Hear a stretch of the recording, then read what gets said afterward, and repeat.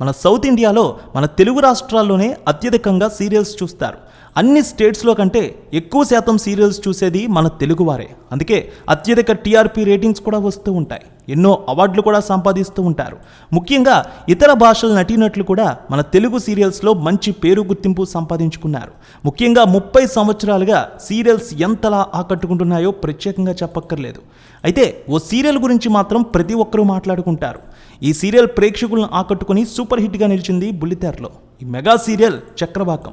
రొటీన్గా సాగే సీరియల్స్ కథలకు ఈ సీరియల్ చాలా డిఫరెంట్గా ఉంటుంది. ఈ సీరియల్లో అందమైన ప్రేమ కథను చూపించారు దర్శకులు. 2003 నవంబర్ 3 నుంచి 2008 ఫిబ్రవరి 15 వరకు చక్రవాకం సీరియల్ రన్ అయింది. ఇప్పటికీ ఎవరో ఒకరు ఈ సీరియల్ గురించి మాట్లాడుకుంటారు.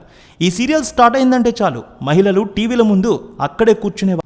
ఈ సీరియల్లో నటించిన అందరికీ మంచి పేరు వచ్చింది. కొందరు ఈ సీరియల్ మధ్యలోనే మాయమయ్యారు. మరికొందరు సీరియల్ చివరి ఎపిసోడ్ వరకు ఉన్నారు. ఈ సీరియల్ కథను ప్రముఖ రచయిత్రి దొనపూడి సులోచనారాణి రచించారు. మంజులా నాయుడు ఈ సీరియల్కు దర్శకత్వం వహించారు. ఈ సీరియల్లో స్రవంతిగా నటించిన అమ్మడు ప్రతి ఒక్కరికి గుర్తుంటారు. అప్పటికే సినిమా హీరోయిన్స్కు మించిన క్రేజ్ సొంతం చేసుకున్నారు ఆమె. చూడచక్కని రూపంతో కవ్వించారు. ఆ భామ సీరియల్లో స్రవంతిగా నటించి అద్భుతమైన పేరు సంపాదించుకున్నారు. ఆమె పేరు ప్రీతి ఆమెన్.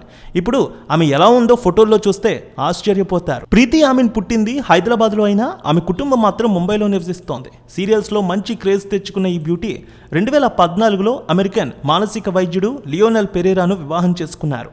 చక్రవాకం సీరియల్తో పాటు అలౌకిక, నాన్న సీరియల్స్లో నటించారు ప్రీతి.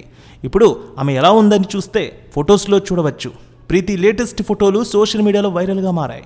సీరియల్ చూసిన ప్రతి ఒక్కరు కూడా మీరు సినిమాల్లో నటిస్తే ఇంకా బాగుంటుంది కదా అని కోరుకుంటూ ఉన్నారు.